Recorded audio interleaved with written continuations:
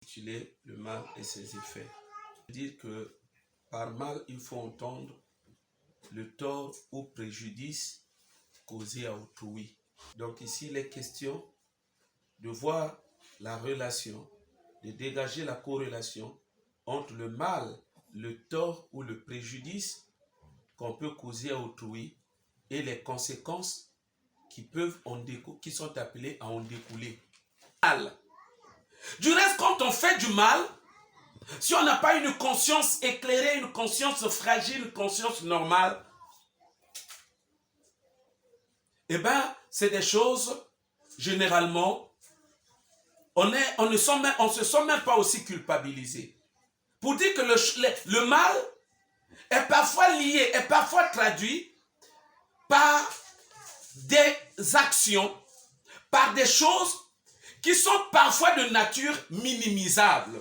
Le mal, par essence, est tel que il libère en nous, il transporte par devers lui ou en soi la notion de la force de destruction. En français facile, l'apôtre Paul est en train de dire que j'ai fait un constat amer suivant lequel j'ai découvert en moi, dans ma vie, une force qui lutte contre les actions de ma vie, qui lutte contre toutes sortes d'actions que j'entreprends. Cette force agissante, destructrice, qui était à la base de ces échecs. C'est comme si Paul dit, en menant ces investigations, je me suis rendu compte que ce qui était à la base, la source qui produisait cette force, qui agissait dans ses membres et rendait tous ces projets, et comment on appelle ça, irréalisables. Cette force qui faisait en sorte qui vouait à l'échec tous ces projets, et bien quand Paul a fait des investigations, il s'est rendu compte que la source de cette force, c'était le péché. Et par le péché, ici il faut entendre le mal. Beaucoup souffrent dans la vie. Ce n'est pas Dieu qui est à la base de leur souffrance. Beaucoup souffrent. Ce n'est pas non plus le diable. Encore, beaucoup souffrent dans la vie, souffrant de telle ou telle autre manière. Beaucoup, ils se sont retrouvés au fin fond du gouffre de la souffrance. Eh bien, quand vous faites la radioscopie, en termes de chercher la cause, en termes de chercher ce qui en est à la base, c'est-à-dire ce qui produit leur souffrance, ce qui est à l'origine de leur souffrance. Quand vous menez cette démarche, eh bien, à la base, vous allez retrouver, malheureusement, qu'il y a un mal. C'est à cause d'un mal quelconque qui se trouve en eux, ou encore qu'ils ont causé à autrui. Toi, vraiment, tu aimes ta vie. Est-ce que tu as le souci de ton avenir? Est-ce que tu tiens un avenir radieux un jour?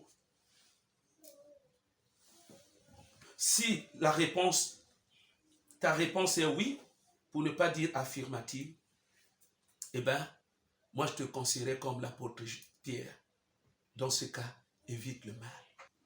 C'est pour dire le mal, quel qu'il soit, le mal ne sera jamais, et en aucun cas, le mal ne restera impuni. Ce sont des choses que nous devons, Église, comprendre et aussi appliquer dans le but de préserver notre avenir. Parce que le mal a des effets boomerang. C'est-à-dire, quand vous faites à quelqu'un le mal, ce mal commis va enclencher une dynamique de réponse de cette même nature. Combien des couples, des parents se sont séparés de leurs femmes à cause justement de leurs enfants. Peut-être tu diras que non, moi personnellement je n'ai jamais troublé le foyer de mon père. Oui, ça peut être vrai, mais est-ce qu'il n'y a pas un autre foyer que tu as troublé ou que tu es en train de troubler? Ça peut être le foyer d'une dame quelconque que tu es en train de troubler parce que tu sors avec son mari. Combien d'enfants, quand tu te permets de transformer le studio donné par tes parents, parce qu'il se dit que tu es déjà grand, on pense que on doit te donner une parcelle de liberté. Au lieu que tu restes encore avec nous dans la grande maison, on te donne un studio. Et que tu transformes ton studio en chambre d'hôtel, entre guillemets. Et ça devient un lieu où parfois on fait défiler des femmes. J'aimerais que tu répondes à cette question. Est-ce ce n'est pas une façon de souiller la maison de ton père? Jeune fille, combien de jeunes garçons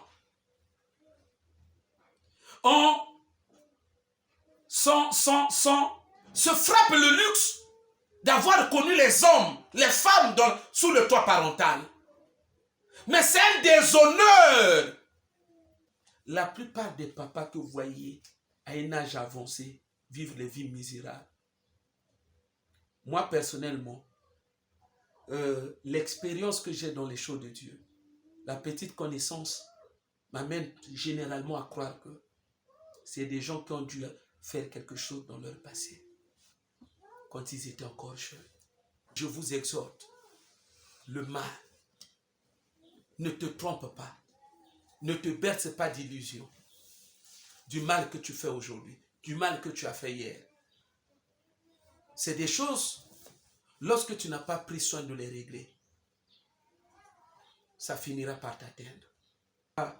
Tous ceux qui auront l'occasion de nous suivre à travers la vidéo, comment est-ce que le message a résonné dans votre cœur?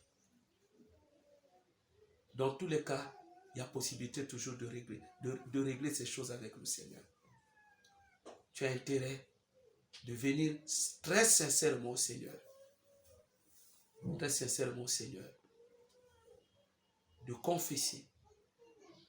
Et ce qui donnera la force et le sens même. Et ce qui fera en sorte que Dieu puisse même valider votre confession. Et même annuler un certain nombre de choses. C'est la décision que vous aurez prise, une décision sincère, de trancher avec ces choses-là. Conseil pastoral, ne le fais pas. Le mal finit toujours par nous rattraper et faire régner en nous le principe, le spectre de la mort. Et beaucoup ont vu leurs étoiles, beaucoup ont vu leur avenir, autrefois brillant, s'assombrir. C'est à cause du mal. Ne faites plus jamais le mal.